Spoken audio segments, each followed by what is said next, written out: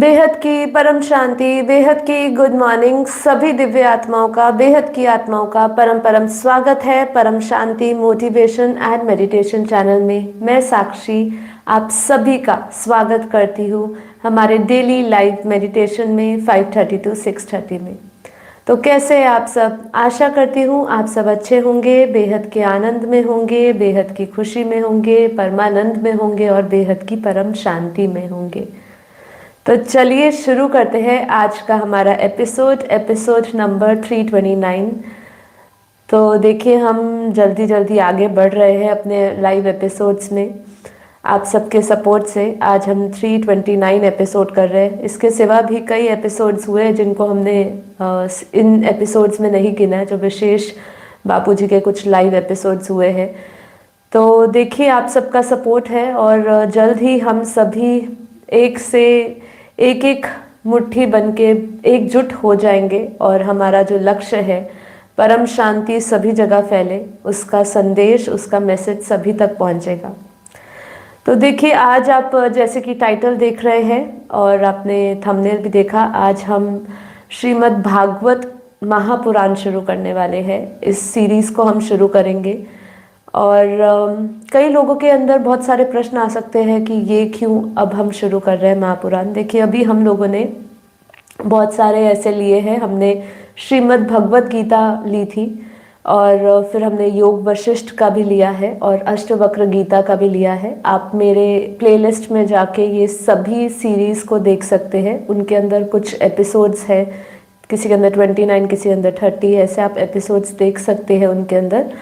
अभी यहाँ पे हम देखिए जब हम अष्टवक्र गीता पढ़े था तो हमने वो संवाद था अष्टवक्र जी का और राजा जनक जी का, जिनके शुरुआत में राजा जनक के भी कुछ प्रश्न थे और फिर हम लोगों ने भगवत गीता पढ़ी। भगवत गीता और श्रीमद् भागवत महापुराण में, श्रीमद् भागवत महापुराण में दोनों में अंतर है।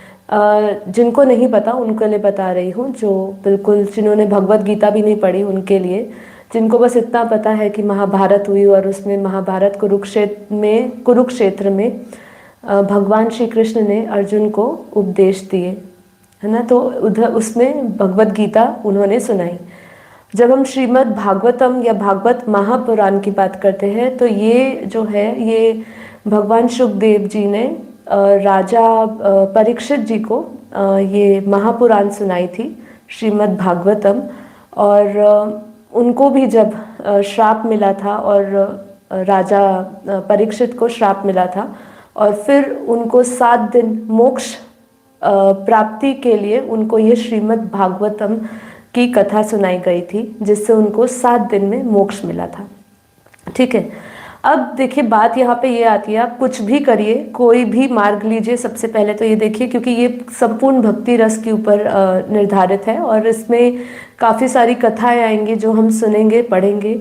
हमें अपने सनातन धर्म के जो पुराने कथाएं हैं उनको हमें समझना चाहिए। और ये जो भागवत पुराण है, महापुराण है, ये हमारे पुराण 18 पुराणों में 5वें स्थान पर आता है और इसमें सभी वेदों का सारांश समाया हुआ है, ऐसा इसी में लिखा गया है। ठीक है, अब कोई भी पुराण उठाएंगे, कोई भी गीता उठाएंगे, सभी में लिखा है कि ये जो आप गीता पढ़ रहे हैं या ये जो महापुराण पढ़ रहे हैं, इसको पढ़ने से जो भी पढ़ रहा है उसको मोक्ष की प्राप्ति होती है, परमात्मा की प्राप्ति होती है। हर एक जगह पे ये लिखा गया है। ठीक है, तो चाहे वो भक्ति हो, ज्ञान हो, कर्म योग हो, ये जो भी हमें योग सिखाए हैं, ठीक है, ये सभी एक ही लक्ष्य को होता है कि जो मनुष्य है उसको बार बार यही ज्ञान समझाया जाता है कि वो इस धरती पर आया है, उसके अनंत जन्म हो चुके हैं, वो धरती पर फंस गया है लेकिन वो जानता नहीं है। ये सभी पुराणों का अध्ययन करने से, गीता पढ़ने से या हमारे शास्त्र और वेदों का सार समझने से हमें इतना समझ ज़रूर आता है कि हम सब फंसे हुए हैं और सभी का लक्ष्य अंत में मोक्ष है। जब इंसान मरता है तो भी उसको यही बोलते हैं कि उसको मुक्ति मिले, उसकी मुक्ति के लिए बहुत सारी विधि भी कराई जाती है। तो क्या ज़रूरत है उसकी मुक्ति के लिए उसके लिए विधि कराने की, जब व्यक्ति चला जाता है, जबकि हमें पता भी नहीं कि हम जो भी विधि करवा रहे हैं कर्म कांड कर रहे हैं उसका फल वो आत्मा को मिल भी रहा है या नहीं मिल रहा है। क्योंकि एक चीज़ और बहुत बड़ी सत्य है जिसको बहुत ही गलत तरीके से बताया जाता है कि हम आए थे खाली हाथ और जाएंगे खाली हाथ, लेकिन ऐसा नहीं है। हम अपने कर्मों का टोकरा लेकर जाते हैं, अपने संस्कार अपने साथ लेकर जाते हैं, और यदि हमने ये कर्मों की गति यहीं पर शांत नहीं करी, मतलब जो कर्म चक्र हमारा चल रहा है उसको हमने ज्ञान से अगर हमने यहाँ पे नहीं रोका उसको, तो हम अनंत जन्म ऐसे ही लेते जाएंगे। तो यहाँ पे ये संपूर्ण जो भगवान सुखदेव जी ने राजा परीक्षित को जो ज्ञान दिया, जो कथा है, ये जो कथा सुनाई, ये कथा में यही है कि हम मोक्ष कैसे प्राप्त करें। क्योंकि ये सुनने से राजा परीक्षित जी का मोक्ष हो गया था, वो भी केवल 7 दिन में। ऐसे कई लोगों का हुआ, ठीक है। तो ये हम समझेंगे। ये समझने का एक और कारण है कि देखिए, बापूजी ने भी हमें क्लियरली कहा है कि भक्ति का फल है ज्ञान। तो कहीं ना कहीं जो बेहद की आत्माएं भी आई हैं, उन्होंने भी अपने जीवन में इस ज्ञान में आने से पहले कहीं ना कहीं उनमें भी एक भक्ति का बीज ज़रूर उन्होंने डाला होगा, भक्ति बहुत करी होगी। और यदि उनको भक्ति भी ज़्यादा उन्होंने नहीं करी और सीधा उनको एक ज्ञान भी प्राप्त हुआ है, तो उसका कारण भी ये है कि वो कोई ना कोई, उनके जन्म कम है और उन्होंने एक पर्टिकुलरली उनके जब वो यहाँ धरती पर आई है तो एक रिकॉर्डिंग लेकर आई है अपनी, और उनको कहीं ज़्यादा समय नहीं लगता जागृत होने में। तो बहुत सारे कारण हो सकते हैं, ये मैं समझाना चाहती थी। क्योंकि कई लोग सोचेंगे जो ज्ञान में बहुत ज़्यादा आगे जा चुके हैं कि ये भक्ति रस से भरा हुआ हम ग्रंथ जो है श्रीमद् भागवत महापुराण क्यों ले रहे हैं। तो देखिए, यहाँ पे इस महापुराण में शुरुआत में जब हम इसको अगर उठाते हैं, कोई भी गोरखपुर प्रेस की आप उठाइए या कोई भी आप इसका एडिशन उठाइए, यहाँ पे एक बहुत ही सुंदर कहानी से शुरू होता है। मैं वो कहानी नहीं समझाऊंगी, आज हम सिर्फ इंट्रोडक्शन लेने वाले हैं, और कल से हम अपना कल से या 2 दिन बाद से हम अपना शुरू करेंगे। इसमें प्रथम जो हमारा आएगा स्कंद, उसमें हम शुरू करेंगे। अभी देखिए, यहाँ पे शुरू होता है सूत जी से। तो सूत जी जो है वो शौनक ऋषि जो है उनको एक भक्तिपूर्ण कथा ये सुनाते हैं, और ये कथा ऐसे शुरू होती है कि जो सनक आदि जो ऋषि है, सनक आदि ऋषि मतलब ब्रह्मा जी के जो 4 पुत्र हैं, वो जा रहे होते हैं और उनको रास्ते में नारद जी मिलते हैं। ये कथा मैंने बहुत पहले अपने एक एपिसोड में भी ली हुई है। मैं आपको सिर्फ रिकैप कर रही हूँ जिससे आपको थोड़ा पता चले कि ये शुरुआत कैसे हो रही है। तो जो सनकादि जो ऋषि है, जो वो जा रहे होते हैं और रास्ते में उनको नारद जी मिलते हैं। नारद जी बहुत शोक में डूबे होते हैं। अब जो सनकादि जी है वो पूछते हैं कि आपको किस बात का शोक है। तो नारद जी बोलते हैं कि मैं आपको क्या बताऊं, मैं अभी जगह जगह भटक रहा हूं अपने प्रश्नों के उत्तर लेने के लिए। तो उन्होंने कहा, ऐसा कौन सा प्रश्न है, ऐसी कौन सी स्थिति है जिसके कारण आप जो इतने ज्ञानी हैं वो भी, उनके पास भी इसका कहीं प्रश्न का उत्तर नहीं मिल रहा। तो उन्होंने कहा कि देखिए, मैं इसकी शुरुआत एक कथा से करता हूँ। मैं बहुत शॉर्ट में रिकैप करने वाली हूँ ये, कि उन्होंने देखा कि वो जब जा रहे थे नारद जी, तो उन्होंने देखा कि एक स्त्री है जो बहुत शोक कर रही थी, और इसमें उस स्त्री का नाम बोला है भक्ति, ठीक है। अब वो जो स्त्री थी उसका नाम भक्ति था, उसके 2 पुत्र थे जिनका नाम था ज्ञान और वैराग्य। और भक्ति जो थी उसका प्रश्न था नारद जी से कि मैं बहुत बूढ़ी हो चली थी और बहुत दुखी हूँ, क्योंकि मेरे जो ये 2 पुत्र हैं ज्ञान और वैराग्य, ये दोनों बहुत बूढ़े हो चुके हैं, आलस्य में चले गए हैं और इनमें कोई शक्ति नहीं रही है। तो आप मेरा शोक दूर करें, क्योंकि मैं तो युवती हो चुकी हूँ, मतलब मेरा तो मैं तो अभी हूँ, लेकिन मेरे जो 2 पुत्र हैं उनका अभी कोई अस्तित्व जैसे नहीं है, ऐसा मुझे प्रतीत हो रहा है, और वो बहुत ही आलस्य में पड़े हुए हैं, डूबे हुए हैं। तो जब ऐसा उन्होंने जाना तो उन्होंने बताया कि देखिए, मैं भी बूढ़ी हो चली थी, लेकिन मैं जब से इस वृंदावन की भूमि में आई तब से मैं वापस अपने सुख रूप में आ गई, लेकिन मेरे जो 2 पुत्र हैं वो नहीं आए, मतलब जो ज्ञान और वैराग्य है वो नहीं आए। तो इसका मुझे बहुत शौक है, क्योंकि माता जो होती है, देखा जाए संसार में नॉर्मल रूप में ऐसा पाया जाता है कि माता जो है वो बूढ़ी होती है, जो पुत्र होते हैं वो नहीं बूढ़े होते हैं, वो मतलब उम्र के हिसाब से वो युवक रहते हैं, और वो जो है, लेकिन इस पे उल्टा था, जो माता थी वो तो अपने सुख रूप में आ गई थी, लेकिन जो उनके 2 पुत्र थे जिनका नाम ज्ञान और वैराग्य था वो नहीं आए थे। तो देखिए, यहाँ पे मैं ये रीकैप क्यों कर रही हूँ, इसके अंदर बहुत सुंदर बातें पढ़ी है, लिखी है, जिसके अंदर इस कलयुग के बारे में, उसकी निशानियों के बारे में बताया है कि कलयुग में क्या होगा। तब नारद जी उस भक्ति नाम की जो युवक है उसको समझाते हैं। क्या समझाते हैं, एक बार आप सुनिए कि ये दारुण कलयुग है, इससे इस समय सदाचार, योग मार्ग और तप आदि सभी लुप्त हो जाएंगे। कि ये जो कलयुग होगा, इस कलयुग में सब कुछ लुप्त हो जाएगा। क्या लुप्त हो जाएगा? सदाचार, योग मार्ग, तप, सब कुछ लुप्त हो जाएगा। संसार में जहां भी आप देखोगे, वहीं जो सत्पुरुष है दुख में मलान होगा, और जो दुखी है, जो दुष्ट है, वो सुखी हो रहे होंगे। इस समय जिस बुद्धिमान पुरुष का धैर्य बना रहेगा वही सबसे बड़ा ज्ञानी या पंडित कहलाएगा। तो यहाँ पे और क्या कहते हैं कि यहाँ जो भी फल, तपस्या, योग, यहाँ पे एक बहुत सुंदर बात कह रहे हैं। ये चीज़ इसलिए मैं बताना चाह रही हूँ कि लोगों के अंदर यही प्रश्न आ सकता है कि ज्ञान मार्ग और भक्ति मार्ग, यहाँ दोनों में, यहाँ पे भक्ति मार्ग को श्रेष्ठ कहा, क्योंकि हमारे ग्रंथों में, हमारे शास्त्रों में बार बार ये चीज़ कही जा रही है कि जब कलयुग होगा ना, तो आप भक्ति से परमात्मा तक पहुँच पाएंगे।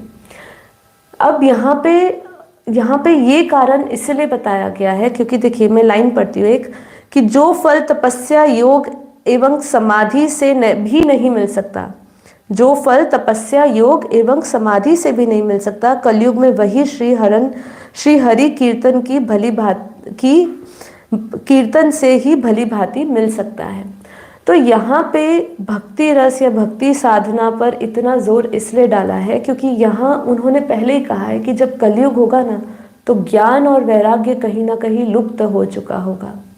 ये हमने देखा जब सतयुग आया। यहाँ पे एक चीज़ और लिखी थी बहुत सुंदर कि देखिए, सत्य, त्रेता और द्वापर, सतयुग, त्रेता युग और द्वापर, इन तीनों युगों में ज्ञान और वैराग्य मुक्ति के साधन थे, किंतु कलयुग में तो केवल भक्ति ही ब्रह्म सामुज्य अर्थात मोक्ष की प्राप्ति कराने वाला होगा। तो यहाँ पे मैं इन्वर्टेड कॉमर्स में कुछ डालना चाहती हूँ कि तभी बापूजी ने कहा है कि भक्ति का फल ज्ञान मिलता है। कहीं ना कहीं हमारे अंदर जो परमात्मा प्राप्ति की एक इच्छा होती है, जब हम उस राह पर चलते हैं और जब हमें कुछ नहीं समझ आता, क्योंकि जब हम मंद बुद्धि होते हैं, हमें कोई ज्ञान नहीं होता, उस समय हम परमात्मा का केवल सहारा, विश्वास लेते हैं और उनके श्री चरणों में जाते हैं। जब हम जाते हैं तो जब भक्ति हमारी एक लेवल पे आके जब परिपक्व होती है, हम जब भक्ति अच्छी तरह करते हैं, सतो प्रधान भक्ति, इसलिए भक्ति में भी बापूजी ने किस चीज़ का हमेशा उदाहरण दिया कि मीरा जैसी भक्ति। जब ऐसी भक्ति होती है तब आपको मोक्ष कैसे मिलेगा? मोक्ष के लिए हमें चाहिए ज्ञान, ठीक है। एक चीज़ और हमारे बापूजी ने लाइव मेडिटेशन में एक चीज़ और बोली थी कि भावना का भाड़ा मिलता है। भक्ति का फल ज्ञान मिला, ज्ञान से हमें परमात्मा मिला, प्यार ही पावर है। ये सब चीज़ों को हमें इकट्ठा पकड़ना पड़ेगा, जिससे कि जो बेहद के ज्ञानी लोग हैं वो समझ पाए कि ज्ञान मार्ग तो है ही, ज्ञान मार्ग के साथ समर्पण होना बहुत ज़रूरी है। इसीलिए यहाँ पे कहा कि ये समय ही ऐसा चल रहा है, क्योंकि हमारे अंदर काफ़ी बार प्रश्न आते हैं कि हम जो बापूजी हमें जो बेहद का परम ज्ञान दे रहे हैं वो लोगों तक समझ क्यों नहीं आ रहा? लोगों को इसलिए समझ नहीं आ रहा है क्योंकि ये कलयुग में बताया है कि कलयुग में ये दोनों लुप्त हो जाएंगे कहीं ना कहीं, और इसको अगर आपको प्राप्त करना है ज्ञान और वैराग्य को, तो कहीं ना कहीं आपको परमात्मा में जो समर्पण है, जो प्रेम है, उसको बढ़ाना होगा। उसको पाने की लालसा बढ़ानी होगी, अपने अंदर वो चाह जागृत करनी होगी कि हाँ मुझे परमात्मा की प्राप्ति करनी है। जब तक उसको लक्ष्य नहीं बनाया, लेकिन परमात्मा को चाहा, परमात्मा से प्रार्थना की, लेकिन कुछ स्वार्थवश, कुछ पाने के लिए, मोक्ष पाने के लिए नहीं, उनको पाने के लिए नहीं, लेकिन कुछ और भौतिक सुख पाने के लिए, तो आपको कभी भी आगे जो हम परमात्मा पद की प्राप्ति करना चाहते हैं वो हमें नहीं मिलेगी।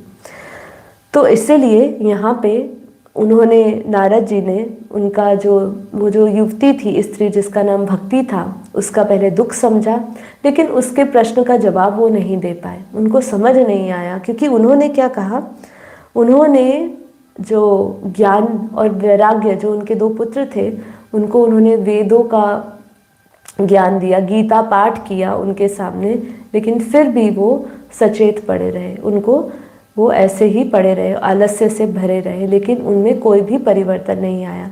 तो उनको समझ नहीं आया कि वो क्या करें। और फिर नारद जी जगह जगह भटके अपने इस प्रश्न के उत्तर लेने के लिए कि उनको हम कैसे, उनकी वापस जो अवस्था है ज्ञान की, ज्ञान स्वरूप की या वैराग्य की, वो दोनों पुत्र को वापस उन्हीं जागृत अवस्था में लेकर आया जाए। और फिर उसके बाद हमारी यहाँ पे आगे कथा शुरू होती है।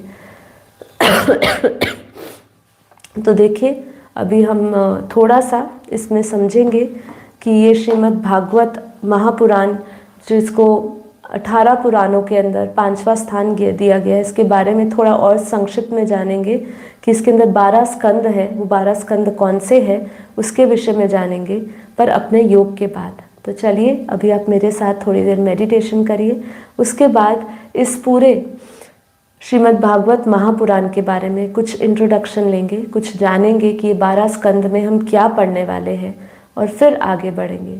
ठीक है, तो चलिए आंखें बंद कर लीजिए और एकदम अब रिलैक्स हो जाइए।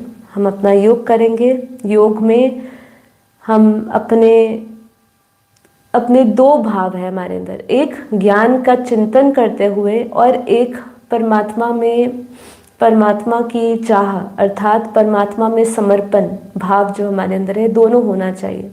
ये दोनों चीज़ों का बैलेंस रखते हुए ही हम परमात्मा की विशेष शक्तियों को प्राप्त कर सकते हैं। नहीं तो उनकी अव्यक्त अलौकिक स्थित जो पावर है, उस पावर को हम नहीं ले सकते। उसको ग्रहण करने के लिए हमारे अंदर बहुत ज़रूरी है कि हमारे अंदर ज्ञान का बीज हो और दूसरा उनके लिए एक समर्पण हो। तो आंखें बंद करके सबसे पहले अपने आप को एकदम रिलैक्स करना है, हमें सभी विचारों से अपने आप को मुक्त करना है। तो विचारों से मुक्त करने के लिए क्या होगा, देखिए, जब हम भक्ति में बोलते हैं कि भगवान का नाम लो, तो भी आपने देखा होगा, आंखें बंद रखिए अभी मेरे साथ और सुनते जाइए, और फिर धीरे धीरे हम योग में जाएंगे। आपने कई बार सुना होगा कि देखा होगा कि लोग भक्ति कर रहे होते हैं, नाम जप कर रहे होते हैं, माला सिमर रहते होते हैं, लेकिन साथ ही साथ सिमरते सिमरते उनका ध्यान इधर उधर जा रहा होता है। बार बार सिमरते सिमरते आवाज़ें मारते हैं, ये कर लो, वो कर लो, अच्छा तुम जाओ, ये कर लो। मतलब उनका जो ध्यान है वो जप में नहीं है, कहीं ना कहीं भटका हुआ है। तो ज्ञान जो है वो हमें भटकाव से बचाता है, भटकने से बचाता है। इसीलिए ज्ञान बहुत ज़रूरी है, लेकिन इस ज्ञान में हमें धैर्य बनाना पड़ता है। धीरे धीरे ज्ञान की प्रैक्टिस से हमारे अंदर समर्पण भाव, जो हमें संपूर्ण निष्ठा के साथ करना होता है। हम चाहते हैं कि हम परमात्मा में समर्पण करें संपूर्ण रूप से, लेकिन बाहर की संसारी वस्तु संबंध हमें अपनी ओर आकर्षित करते हैं, और इस आकर्षण से बचने के लिए हमें चाहिए ज्ञान।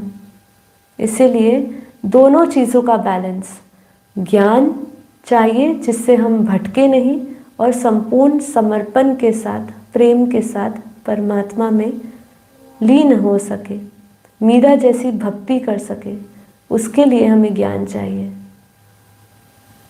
मीरा को पहले से ही ज्ञान था, इसलिए उसने किसी भी संबंध की चिंता नहीं करी और बिना लोक लाज सब कुछ छोड़े परमात्मा में समर्पण रहा उनका। उनके पास पहले से ही ज्ञान था, यही ज्ञान है।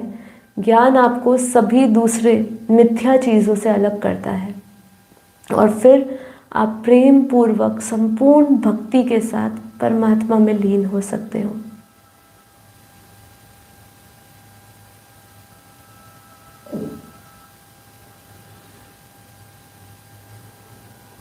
तो सबसे पहले अपने मन को बेहद परम शांति के दिव्य ऊर्जा से भरें। मेरे साथ इस दिव्य संकल्प को ले और उसकी ऊर्जा को अपने भीतर महसूस करें। बेहद की परम परम परम महाशांति है, महाशांति है, महाशांति है।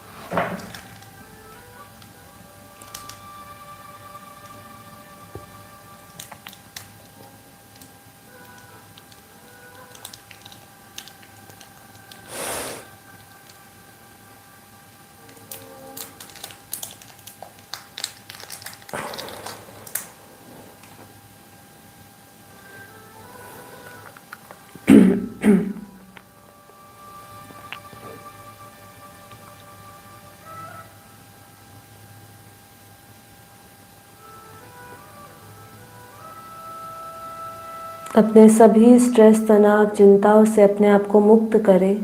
सभी विचारों से मुक्त करें, चिंताओं से मुक्त करें। चिंताएं चिता समान है। अपनी भूतकाल की सभी स्मृतियों को पूर्ण विराम लगाएं। जो हुआ कल्याणकारी हुआ, जो होगा वो भी कल्याणकारी होगा।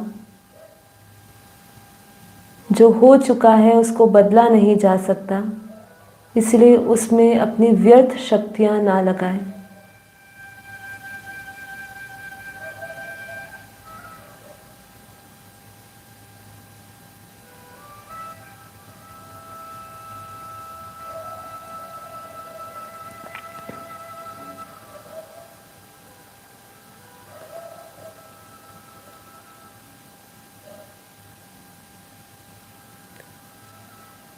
हमेशा ध्यान रहे कि जो भी परिस्थिति है, चाहे सुख चाहे दुख, ये दोनों ही स्थायी नहीं रहती, दोनों ही परिवर्तनशील हैं। इसलिए दुख में शोक करना और सुख में अति प्रसन्न होना, ये दोनों ही हमारे लिए हानिकारक है। इसलिए भगवान ने समस्थिति को प्राप्त करने के लिए कहा है।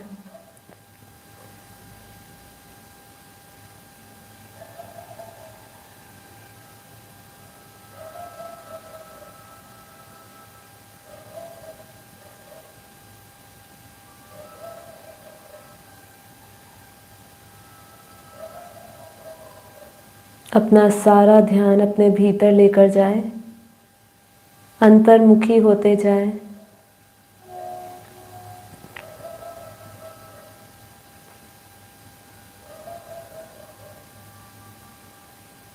निश्चय के साथ ये संकल्प करें,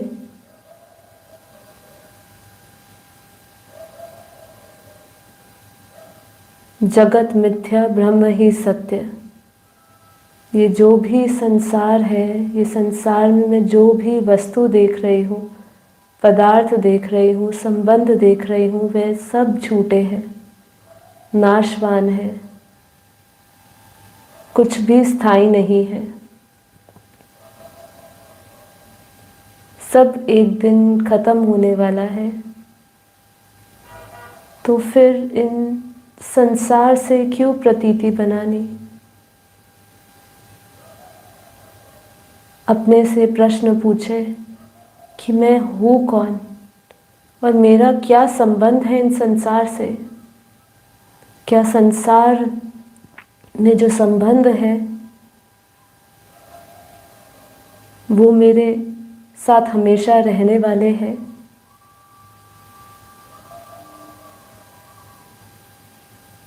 क्या हर जन्म में यही संबंध मिलने वाले हैं। तो इन संबंधों से सुख दुख जो मुझे मिलता है,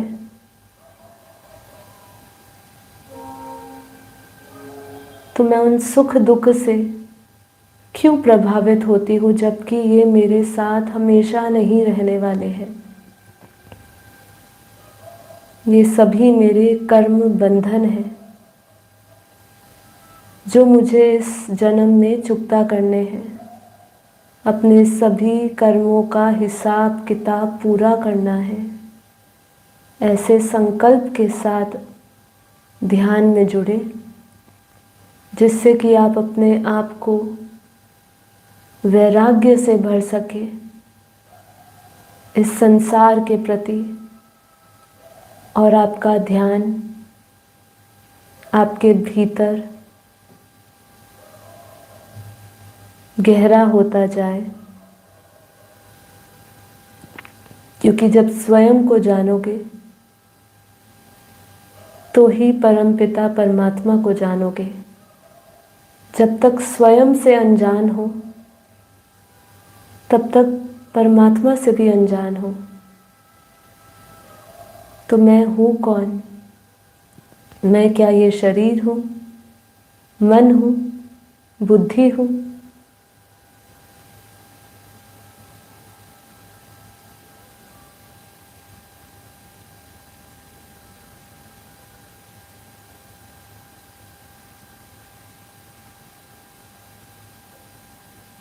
शरीर तो नाशवान है।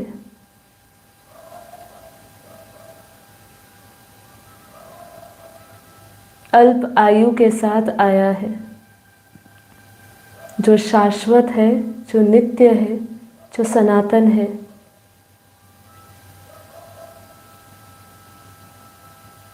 वो शुद्ध चेतन आत्मा हूँ मैं।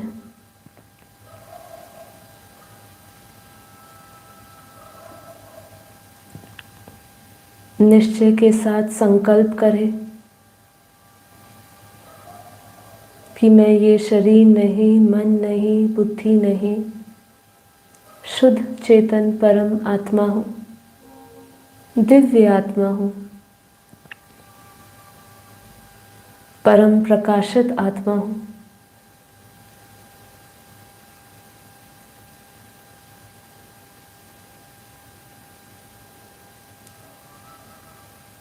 हर एक संकल्प की शक्ति को महसूस करें। जैसे जैसे मैं ये संकल्प ले रही हूँ कि मैं ये शरीर नहीं हूँ, आप धीरे धीरे अपनी सभी इंद्रियों से, शरीर से अलग होते जा रहे हैं। आपकी सभी इंद्रियां शीतल पड़ चुकी है।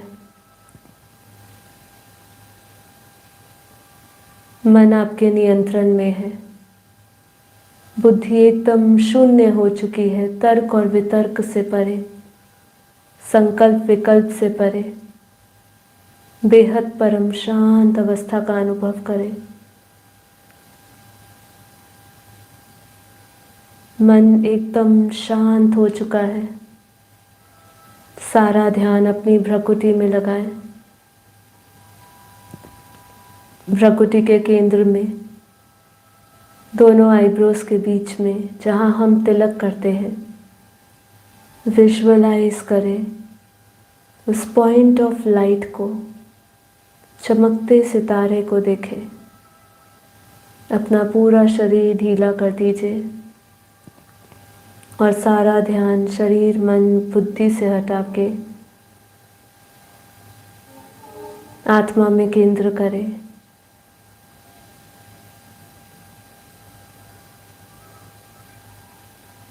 विजुअलाइज करें उस पॉइंट ऑफ लाइट को, चमकते सितारे को देखें, परम लाइट को देखें, प्योर वाइट लाइट, एक चमकता हुआ सितारा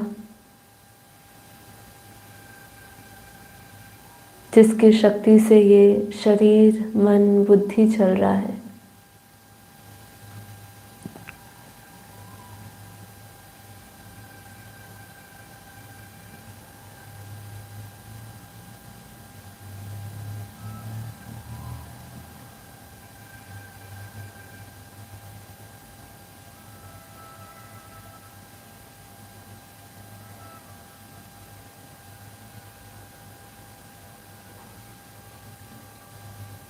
आत्मा से निकलता हुआ प्योर वाइट लाइट, परम प्रकाश की दिव्य किरणों को अपने पूरे शरीर में महसूस करें।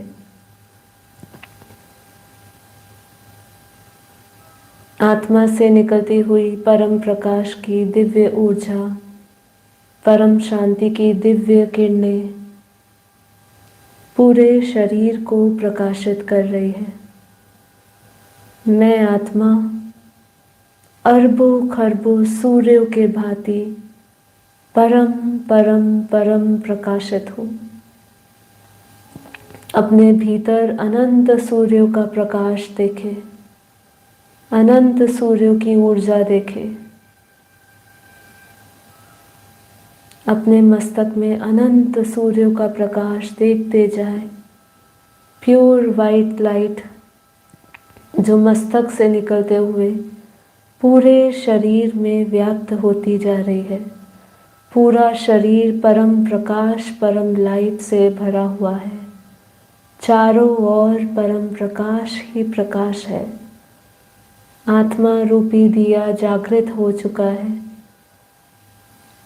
आत्मा के परम प्रकाश से, ज्ञान के परम प्रकाश से भीतर के सभी अज्ञान रूपी अंधकार समाप्त होता जा रहा है। गहरा रियलाइजेशन करें, हर एक शक्ति को महसूस करें, हर एक संकल्प की शक्ति को महसूस करें। अपने चारों ओर परम पवित्र लाइट को और परम पवित्र ऑरा को महसूस करें। चारों ओर एक पावरफुल ऑरा क्रिएट हो चुका है।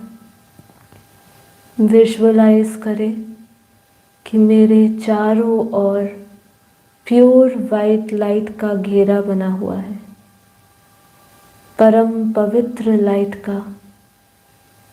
मन शुद्ध होता जा रहा है। सभी मन में पड़ी हुई वासनाएं इस ज्ञान के प्रकाश से, आत्मा के प्रकाश से खत्म होती जा रही है। सभी विषय विकार मिटते जा रहे हैं। काम, क्रोध, लोभ, मोह, अहंकार शून्य हो चुका है। ना कोई राग, ना कोई द्वेष, ना कोई इच्छा, ना कोई नफरत। अपने मन को केवल और केवल परम शांत अवस्था से, परम आनंद अवस्था से और परम प्रेम से भरा हुआ देखे। निस्वार्थ प्रेम से भरा हुआ, जिसके अंदर केवल और केवल विश्व कल्याण की भावना है। सभी का कल्याण हो उसकी भावना है। सभी की जागृति हो उसकी भावना है।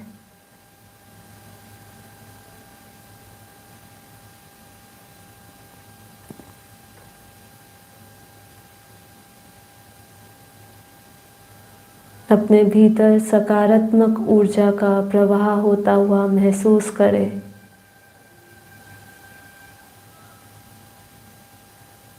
जिस प्रकार हवा के स्पर्श को, उसके ठंडे गर्म को महसूस किया जा सकता है, वैसे ही अपने सकारात्मक विचारों के साथ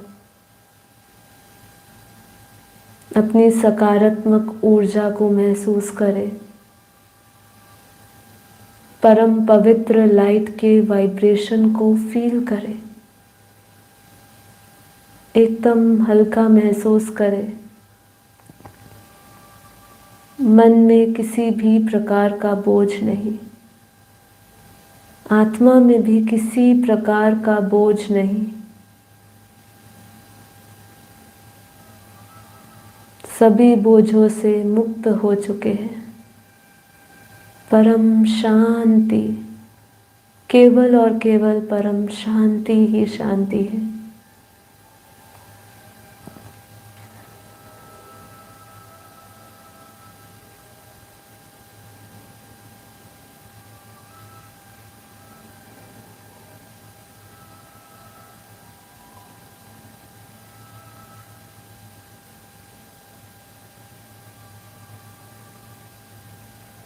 अपनी मन की उस अवस्था का अनुभव करें जहाँ वो सभी आकर्षणों से, आसक्तियों से मुक्त है। कोई संसारी आकर्षण उसको अपनी ओर खींच नहीं सकता। कहीं आसक्ति बनी हुई नहीं है।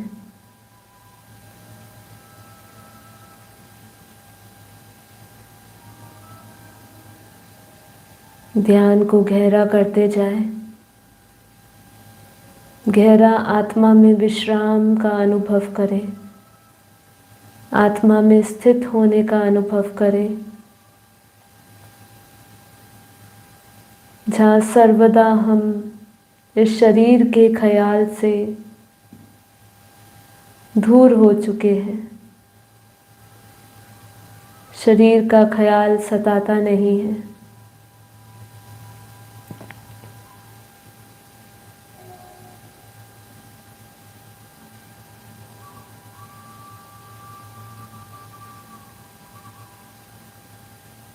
मैं बेहद की आत्मा, बेहद की अनंत शक्तियों से भरी हुई हूँ। अपने भीतर अनंत शक्तियों का अनुभव करें।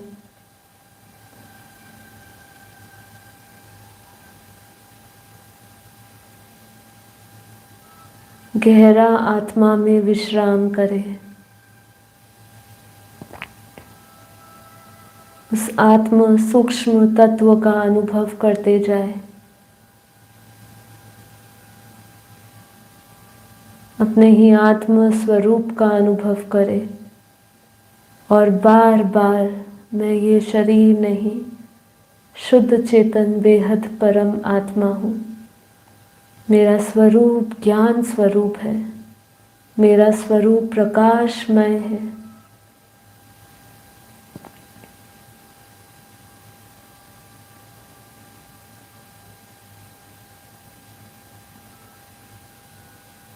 मैं आत्मा परम पवित्र हूँ, परम प्रकाशित हूँ, परम शांति में हूँ।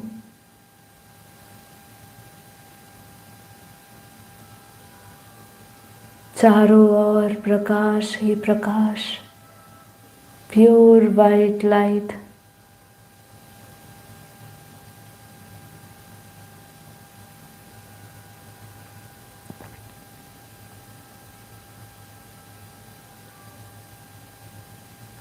अपनी उस अवस्था का अनुभव करें जहाँ हम सभी मोह माया से मुक्त हो चुके हैं।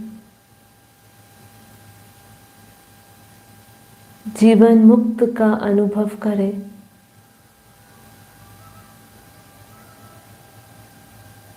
मैं आत्मा सभी प्रकार के दुख और सुख से परे हो चुकी हूँ। स्वयं को उस समस्थिति में देखें, अनुभव करें।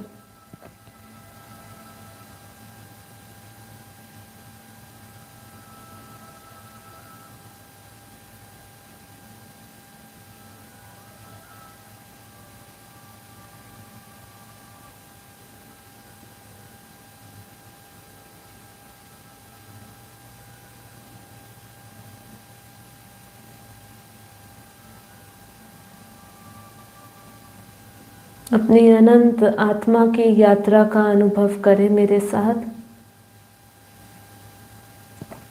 मैं आत्मा उस बेहद की दुनिया से आई हूँ।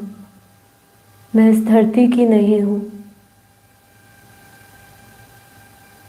मैं उस उच्च से उच्च परम धाम से आई हूँ, जहाँ से मेरे परम पिता परमात्मा आए हैं, जो उनका धाम है।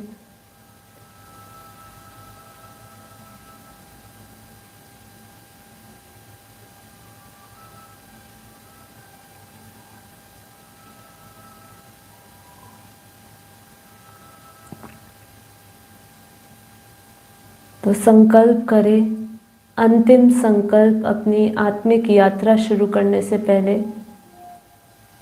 देह और देह के सर्व संबंध भूलते हुए, आत्म स्वरूप में स्थित होते हुए, संपूर्ण समर्पण भाव से परमात्मा में लग जाए।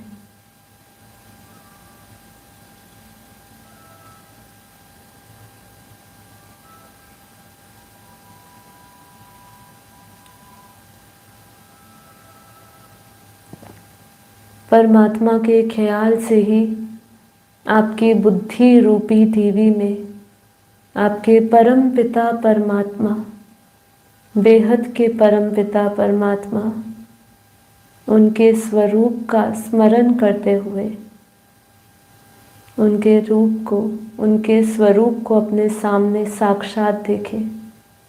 अपनी आँखों के अंदर, अपनी बुद्धि रूपी टीवी में हम अपने बेहद के परम पिता परमात्मा, बेहद के दादाजी को देख रहे हैं।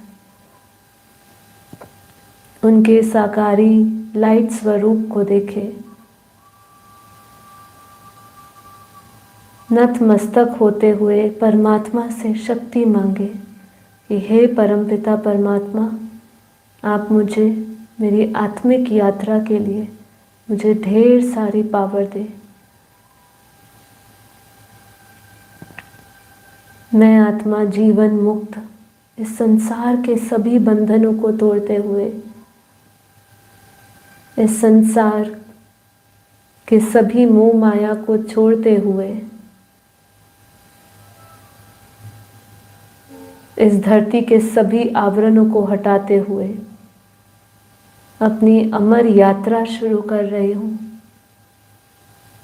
विजुअलाइज करें कि मैं आत्मा इस धरती की ग्रेविटी से ऊपर की ओर जा रही हूँ।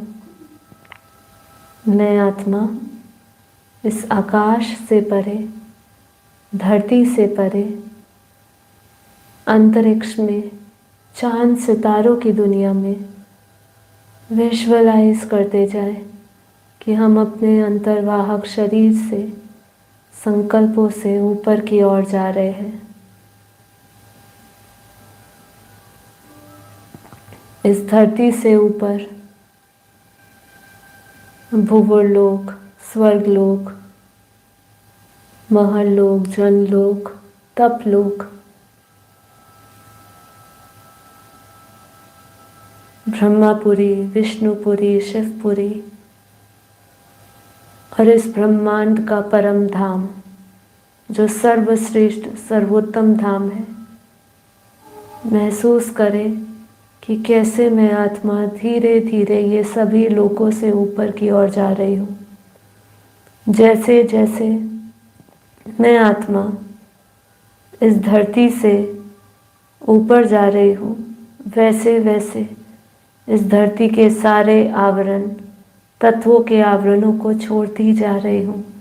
एकदम हल्का महसूस करें, शरीर भी हल्का और आत्मा पावरफुल होती जा रही है। जैसे जैसे ऊपर की ओर प्रकाश बढ़ता जा रहा है, तत्व घटते जा रहे हैं, आवरण हटते जा रहे हैं। महसूस करते जाए, एक एक तत्वों को हम छोड़ते जा रहे हैं। बुद्धि से एक एक तत्वों को छोड़ते जाए।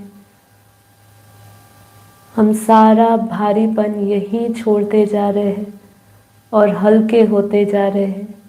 जैसे हमने इसके ऊपर अनेक चोले पहने हों, अनेक वस्त्र पहने हों, धीरे धीरे सारे वस्त्र, सारे चोले उतरते जा रहे हैं, सारे भारी आवरण हटते जा रहे हैं और हम सूक्ष्म से सूक्ष्म की ओर बढ़ते जा रहे हैं। महसूस करते जाए अपनी इस आत्मिक यात्रा को, जो बेहद की दुनिया से शुरू हुई है और इस हद की लौकिक दुनिया में आ बढ़ी है। महसूस करते जाए अपनी चढ़ती कला को, महसूस करते जाए अपनी आत्मा की गहरी शक्ति को, अनंत शक्तियों को, सूक्ष्म शक्तियों को महसूस करते जाए। और हल्का, बहुत ही सुंदर और अद्भुत अनुभव जाते जाए और ऊपर। अब इस ब्रह्मांड से ऊपर विजुअलाइज करें कि ऐसे अनंत ब्रह्मांड है। अनंत ब्रह्मांड बनते हैं और बिगड़ते हैं। ऐसे अनंत ब्रह्मांडों को देखें। जैसा हमारा ब्रह्मांड है, ऐसे अनंत ब्रह्मांड अपनी अपनी धरा में घूम रहे हैं। और मैं इस ब्रह्मांडों को भी पार करती हुई उस बेहद की प्रकाश की दुनिया की ओर बढ़ती हुई, क्योंकि मैं इस ब्रह्मांड से भी ऊपर, महाब्रह्मांड, परम महाब्रह्मांड से भी ऊपर बेहद की दुनिया से आई हूँ। बेहद, जहाँ बेहद की अनंत शक्तियाँ हैं, जहाँ परमपिता परमात्मा की अनंत शक्तियाँ हैं, जो मूल स्थान है, जिसे बेहद की कला का परम धाम कहते हैं, जहाँ केवल और केवल परम लाइट है, 100% परम लाइट, जो परम पवित्र, बेहद के बेहद का परम पवित्र तीर्थ है। तो चलिए ऊपर की ओर, ऐसे अनंत ब्रह्मांडों से ऊपर, अनंत गैलेक्सियों से ऊपर, अनंत यूनिवर्स से ऊपर, हमारे इस मल्टीवर्स से भी ऊपर, जहाँ हमारी अलौकिक अव्यक्त यात्रा शुरू होती है, जहाँ हम परम प्रकाश में, परम लाइट में ऊपर की ओर जा रहे हैं। प्रकाश की गति से ऊपर की ओर बढ़ती हुई मैं आत्मा अनंत बेहद के ब्रह्मांडों को पार करती हुई बेहद की कला के परम धाम में प्रवेश करती हुई, जहाँ केवल और केवल परम प्रकाश है। दूध जैसा सफेद परम प्रकाश, श्वेत रंग का परम प्रकाश, जो एकदम परम पवित्र है। वहाँ पहुँचते ही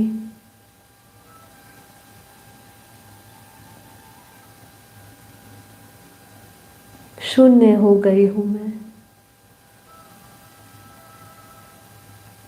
वो चुंबकीय शक्ति है, वो आत्मा की शक्ति है।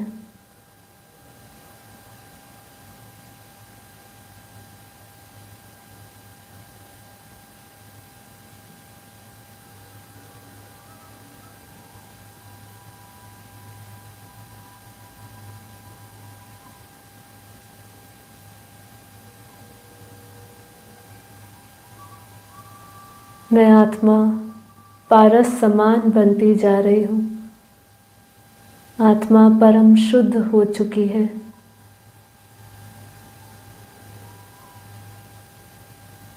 विजुअलाइज करें अपने परम पिता परमात्मा को का स्मरण करते हुए, उनके स्वरूप का चिंतन करते हुए, उनके स्वरूप को अपने सामने प्रकट होता हुआ देखें। मैं बेहद की आत्मा अपने बेहद के परमपिता परमात्मा, बेहद के दादाजी के चित्र में विचित्र रूप को देख रही हूँ।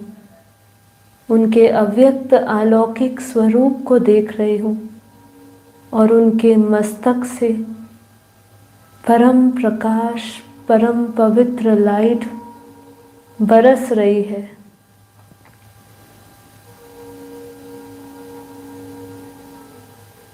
बेहद के संपूर्ण विश्व में बेहद की परम लाइट बरस रही है, परम प्रकाश बरस रहा है।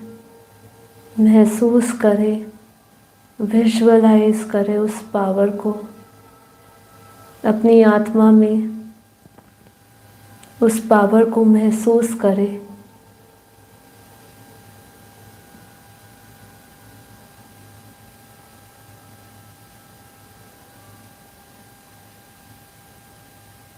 बेहद के परम पिता परमात्मा के मस्तक से परम प्रकाश मेरे मस्तक में आ रहा है, परम लाइट मेरे मस्तक में आ रही है।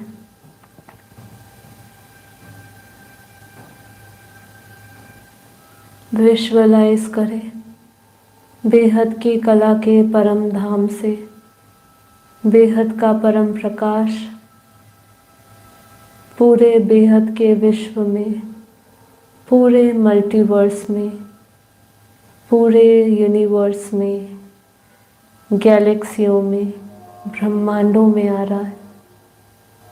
उसकी शक्तियाँ सर्वत्र है, सभी जगह है, सभी जगह उसी का प्रकाश है। उसी के प्रकाश को संपूर्ण धरा पर देखें, संपूर्ण पृथ्वी पर परम प्रकाश उतर रहा है, परम शांति के दिव्य शक्तियाँ उतर रही है। महसूस करें, पूरे वायुमंडल को परम शांति से भरा हुआ देखें, दिव्य परम प्रकाश से भरा हुआ देखें, परमात्मा की दिव्य शक्तियों से भरा हुआ देखें। पूरी धरा, पूरी पृथ्वी का वायुमंडल परम धाम की तरह परम प्रकाश में बदल चुका है। अपने मस्तक में परम प्रकाश को, परमात्मा की दिव्य शक्तियों को उतरता हुआ महसूस करें। अपने आज्ञा चक्र में उस बेहद की पावर का परम चक्र, जैसे चक्र उठता है, जैसे चक्रवात उठता है, वैसे ही वो पावर को अपने आज्ञा चक्र में महसूस करें। उस डीप पावर को महसूस करें। बहुत ही गहरी शक्ति है जो डायरेक्ट परमात्मा से, बेहद की कला के परम धाम से आ रही है और आपके रोम रोम को परम पवित्र कर रही है। अपने आप को परम पवित्र, परम शुद्ध देखते जाए। मन परम पवित्र हो चुका है, बुद्धि परम शुद्ध हो चुकी है, शरीर परम प्रकाश हो चुका है। मैं आत्मा फरिश्ता स्वरूप परम प्रकाश में परिवर्तित हो चुकी हूँ। तत्वों से परम तत्व, परम तत्व से परम प्रकाश में बदल चुकी हूँ। परमात्मा की शक्ति से स्थूल शरीर, सूक्ष्म शरीर, कारण शरीर प्रकाशित हो चुका है, प्रकाशित हो चुका है। अपना रोम रोम, हर एक अणु परम प्रकाश से भरा हुआ देखे, परम लाइट से भरा हुआ देखे।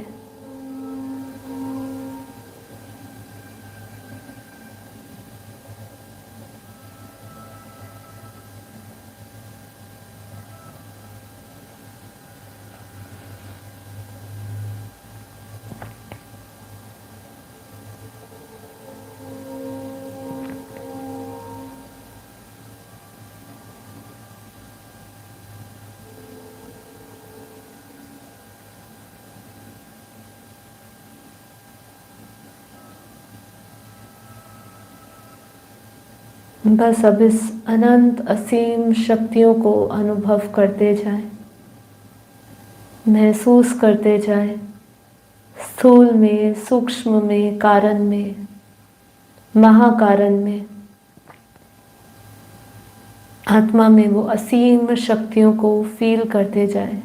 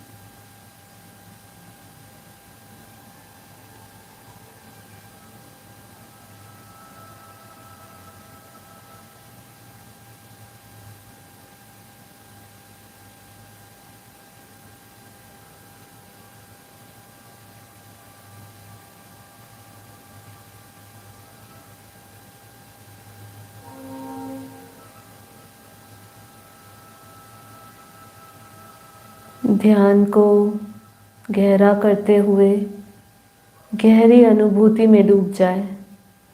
परमात्मा की शक्ति रोम रोम में समाहित है, हर एक अंग में समाहित है, हर एक अणु में समाहित है, सूक्ष्म में समाहित है, आत्मा में समाहित है। आत्मा परमात्मा की दिव्य शक्तियों से भरा हुआ है। मैं आत्मा बेहद की अनंत पावरफुल शक्तियों को महसूस कर रही हूँ।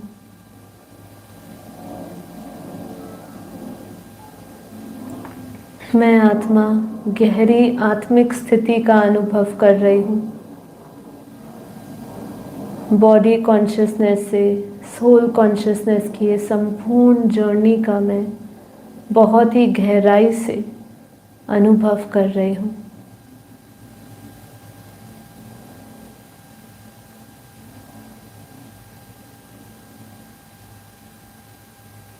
परम शांति, परम शांति, बेहद की परम परम परम महाशांति है, महाशांति है, महाशांति है।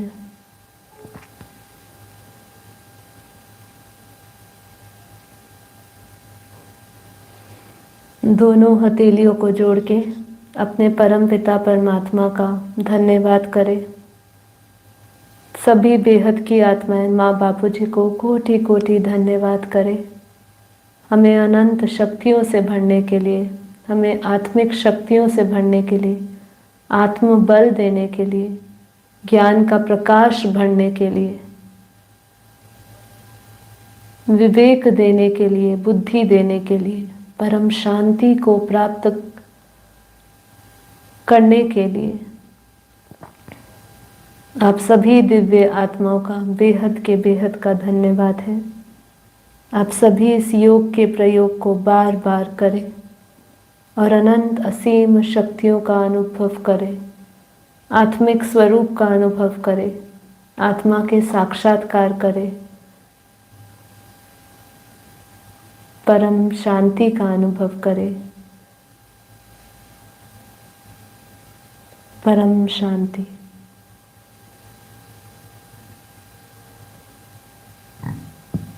दोनों हथेलियों को घिसे, हथेलियों को आंखों पे रखें और हथेलियों के भीतर अपनी आंखें खोल सकते हैं।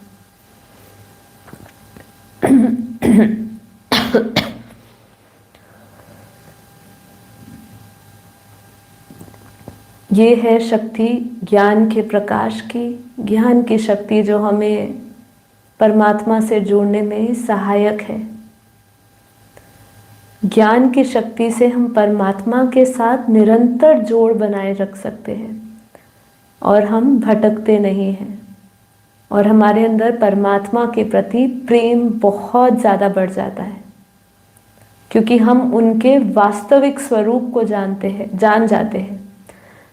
जबकि ज्ञान से हम उनके साकारी अर्थात सगुण रूप को, उनके आकारी अलौकिक रूप को भी जान जाते हैं और उनके निर्गुण निराकार रूप को भी जान जाते हैं। और उसी के साथ साथ हम अपनी आत्मा की तीनों अवस्था को भी जान जाते हैं, क्योंकि जैसा वो वैसे हम, है ना। सो हम तो हम वैसे ही है, शिवो हम, जैसे वो वैसा हम, पर हम बेहद की आत्मा है। बेहद की आत्मा हमारे बापूजी ने सिखाया है और ये पदवी हमें हमारे बापूजी ने दी है, जिन्होंने बताया है कि तुम केवल इस ब्रह्मांड तक सीमित नहीं हो, केवल इस एक गैलेक्सी तक सीमित नहीं हो, एक यूनिवर्स तक सीमित नहीं हो। तुम्हारी शक्तियाँ जो है वो इस यूनिवर्स से भी पार है और उससे भी ज़्यादा है। इसीलिए हमें कह दिया बेहद। बेहद मतलब इनफाइनाइट। तो चलिए अपनी आगे इस एपिसोड को बढ़ाते हैं और थोड़ा सा समझते हैं, श्रीमद् भागवत महापुराण के बारे में समझते हैं कि हम इसमें आने वाली सीरीज़ में क्या क्या समझेंगे, क्या क्या पढ़ेंगे। तो चलिए मेरे साथ समझते जाइए, सुनते जाइए। भगवान शुकदेव द्वारा महाराज परीक्षित को सुनाया गया ये भक्ति मार्ग का जो कथा है, इसके प्रत्येक श्लोक में श्री कृष्ण प्रेम की सुगंधी है। इसमें साधन ज्ञान, सिद्ध ज्ञान, साधन भक्ति, सिद्धा भक्ति, मर्यादा मार्ग, अनुग्रह मार्ग, द्वैत्य अद्वैत्य समन्वय के साथ प्रेरणादायक विविधि उपख्यानों का अद्भुत संग्रह है। श्रीमद् भागवत पुराण का एक संक्षिप्त परिचय ऐसा दिया जा सकता है कि 12 स्कंधों वाला इस पुराण में विष्णु के अवतारों का वर्णन है। श्रीमद् भागवत पुराण लोकप्रियता की दृष्टि से सभी पुराणों में सबसे अधिक प्रसिद्ध है। यदि हम वैष्णव शाखा से संबंधित इस ग्रंथ का जो मुख्य वर्णन विषय भक्ति योग ही है। श्रीमद् भागवत महापुराण में श्री कृष्ण को सर्वोच्च देवता अथवा ईश्वर के रूप में विचित्र किया गया है, विचित्र चरित्र समझाया गया है। श्रीमद् भागवत भक्ति रस तथा अध्यात्म ज्ञान का समन्वय उपस्थित करता है। श्रीमद् भागवत महापुराण में 12 स्कंध है जिनमें विष्णु के अवतारों का वर्णन किया गया है। पुराणों के क्रम में भागवत पुराण महापुराण 5वें स्थान पर है, पर लोकप्रियता की दृष्टि से सबसे अधिक प्रसिद्ध माना जाता है। वैष्णव में इसे पुराण को महापुराण मानते हैं। ये भक्ति शाखा का अद्वितीय ग्रंथ माना जाता है और आचार्यों ने इसकी अनेक टीकाएं की है। इसका मुख्य जो है जिसमें कृष्ण को सभी देवों का देव स्वयं भगवान के रूप में चरित्र किया गया है। इसके अतिरिक्त इस पुराण में रस भाव की भक्ति का निरूपण भी किया गया है। ठीक है। श्रीमद् भागवतम सर्व वेदांतों का सार है। उस रसामृत के पान से जो भी तृप्त हो गया है उसे किसी भी अन्य जगह पर कोई रति नहीं हो सकती, अर्थात उसे किसी भी अन्य वस्तु में आनंद नहीं आ सकता है। तो देखिए, चाहे कोई भी महापुराण हो, चाहे कोई भी ग्रंथ उठा लीजिए, कोई भी सनातन ग्रंथ उठा लीजिए, उसका एक लक्ष्य क्या है कि हम अपने आप को जान के आत्मा उस परम पिता परमात्मा के स्वरूप को जाने, है ना। चाहे हम अवतारों को जाने, चाहे हम उनके अलौकिक स्वरूप को जाने, तो उनके स्वरूप को जानना ही मेन लक्ष्य है। स्वरूप को जानने के बाद दूसरी चीज आती है कि हम कैसे उसका श्रवण करके हम मोक्ष की प्राप्ति कर सकते हैं, क्योंकि उसके अंदर जो ज्ञान रत्न छुपे हुए हैं जो आपको संसार से अलग करता है। मैं बार बार यही बोल रही हूँ कि ये सब चीज़ों का श्रवण करने की बात, मनन करने की बात इसलिए कही गई है कि हम संसार से अलग होके इससे जुड़ सके। और इसमें क्या है, इसमें परमात्मा की वाणी है, परमात्मा की कथाएं हैं। जिन भी जो भी रोल प्ले किया है अब तक, जितने भी सतयुग बात करो, सतयुग की, त्रेता युग की, द्वापर की, कलयुग की, जितने भी हम कथाएं सुनते हैं उसके अंदर हम उस कथाओं में भी देखते हैं कि सबने एड़ी चोटी का जोर लगाया परमात्मा की प्राप्ति करने के लिए। और उसके अंदर उन्होंने परमात्मा से बोला कि मुझे मुक्ति दे दो, क्योंकि आप ही एक मुक्तिदायक हो जो हमें मुक्ति दे सकते हो, और संसार की कोई भी गुरु, कोई भी संत हमें मुक्ति नहीं दे सकता। इसलिए हमें हमेशा भगवान की शरण में जाना ही पड़े। तो यहाँ पे आगे क्या कह रहे हैं कि इस पुराण में सकाम कर्म, निष्काम कर्म, ज्ञान साधना, सिद्धि साधना, भक्ति, अनुग्रह, मर्यादा, द्वैत्य अद्वैत्य, दैत्य दैत्य, निर्गुण सगुण तथा अव्यक्त व्यक्त रहस्यों का समन्वय उपलब्ध होता है। श्रीमद् भागवत पुराण वर्णन की विशदता और उदात्त काव्य रमणीय और ओतप्रोत है। यह विद्या का अक्षय भंडार है।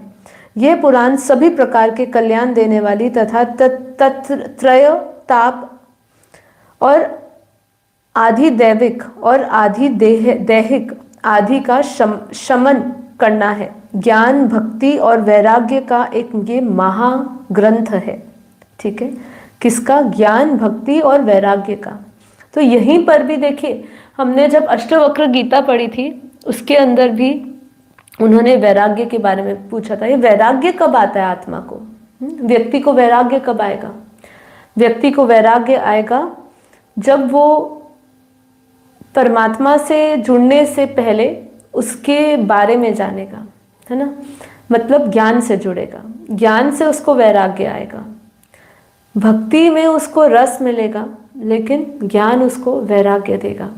तो इसलिए ये तीनों चीज़ें साथ में चलती है, वैराग्य, भक्ति और ज्ञान, ये तीनों साथ में। पहला ज्ञान, वैराग्य, भक्ति। पहले अगर आपके अंदर वो जो चाह है परमात्मा को पाने की, वो एक अंदर एक जो बीज पड़ा है वो भक्ति है, ठीक है। वो एक प्रकार की भक्ति है। वो कितनी अटूट है, कितनी आपके अंदर तड़प है, वो आपको ज्ञान की ओर ले जाएगी।